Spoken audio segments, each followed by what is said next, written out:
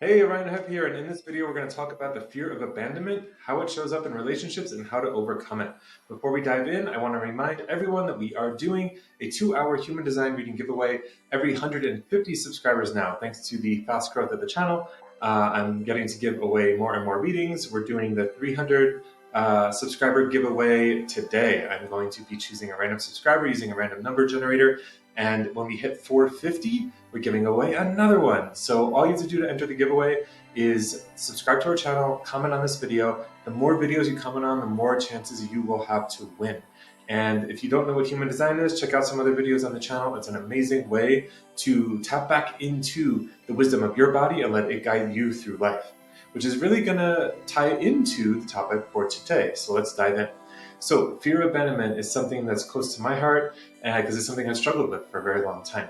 And it's a really, really interesting phenomenon. And if you have struggled with it, maybe you'll resonate with this, that I can be completely in my power, completely rocking it in life. And then I meet someone I'm interested in and I start to date that person. And suddenly there's like a fog that comes over my head. There's suddenly like um, a, yeah, I don't know how else to describe it except a fog. It's this heavy weight, this fog, this like I'm not seeing clearly anymore. It's hard to stay in my center, and I'm suddenly centering myself around the person or needing us to be in some kind of interaction in order to feel safe, in order to feel centered, in order to be in my power.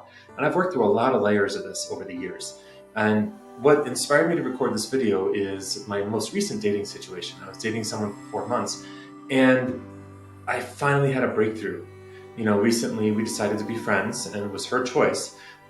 Yet I knew from the first moment that I felt attraction to her and felt interest that it wasn't what I wanted. Not because it had nothing to do with her, actually. It wasn't what I wanted in that moment. It didn't feel true in my body. She's amazing, and we're still really good friends and building that friendship and still getting to know each other. But there was this pressure I put on myself to actually be in a relationship. And I realized that this is a key part to the fear of abandonment.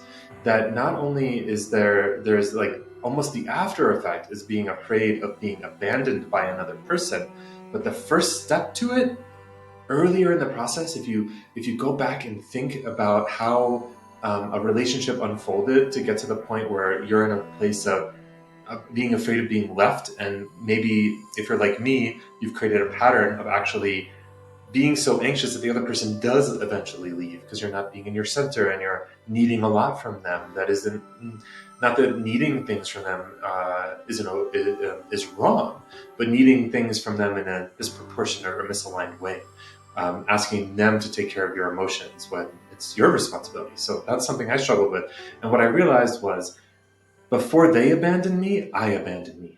And this is the question I invite you to explore today, is how have I been abandoning myself in my relationships?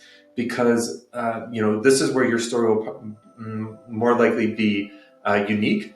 But for me, just to use me as an example, I built this pattern or had this pattern that I hadn't uncovered before. And after we became friends, I spent 2 full days like journaling to like get underneath all of my ego, like freaking out and thinking I did something wrong and all that. I knew that wasn't true, but like getting it out on paper to get underneath. And what I realized was that for many, many, many years now, I have been feeling when someone,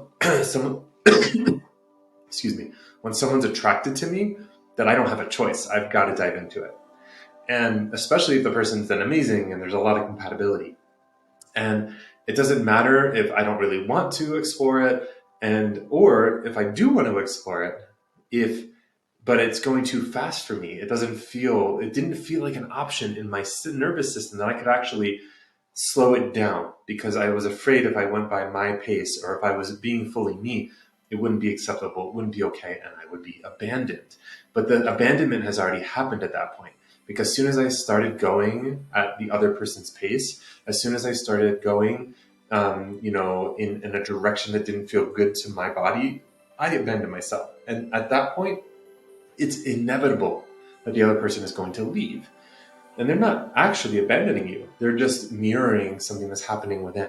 So, you know, this when I'm in it, and you might resonate with this as well, when I'm in it, it's really hard. It feels like death. It feels like I screwed up, I made a mistake, and that's all part of it. That's part of this, um, this,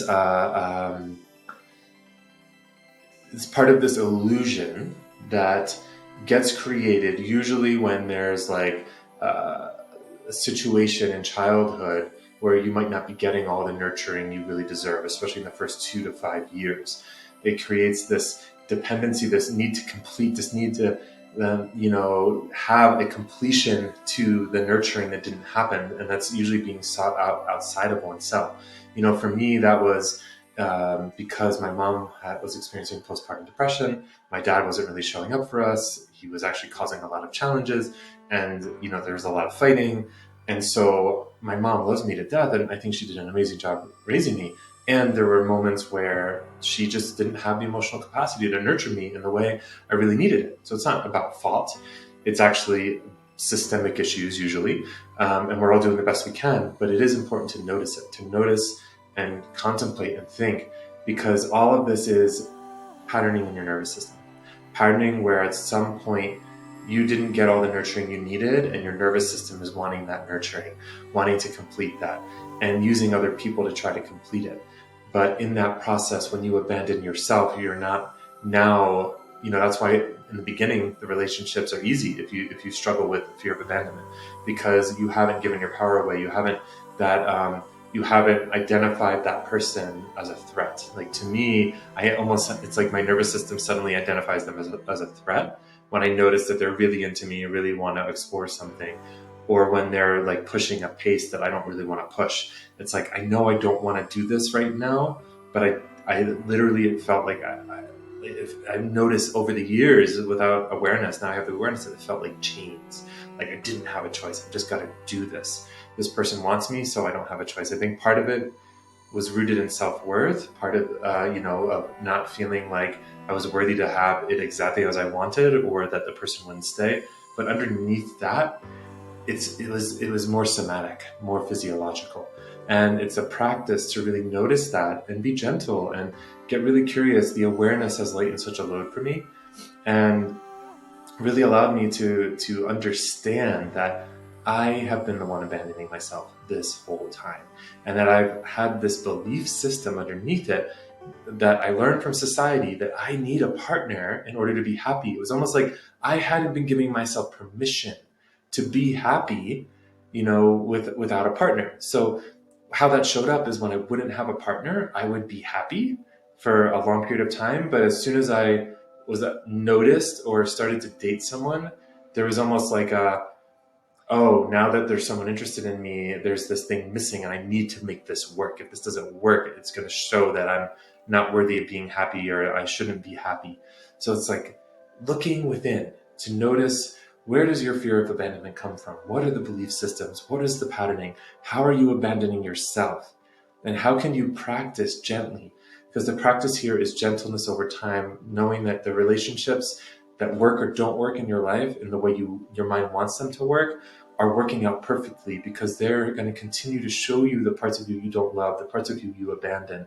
And when you stop abandoning them, you're going to attract the partner that is going to stay with you, and you're going to want to stay with them as long as you're following your timing, your pacing, not trying to rush it, not trying to force it, not trying to make it happen ahead of your schedule, that's another way you might abandon yourself. Just because they're moving at a certain pace, you might feel the pressure to move at that pace, and that's an abandonment. So staying true to slowing it down, taking deep breaths as much as you need to slow it down.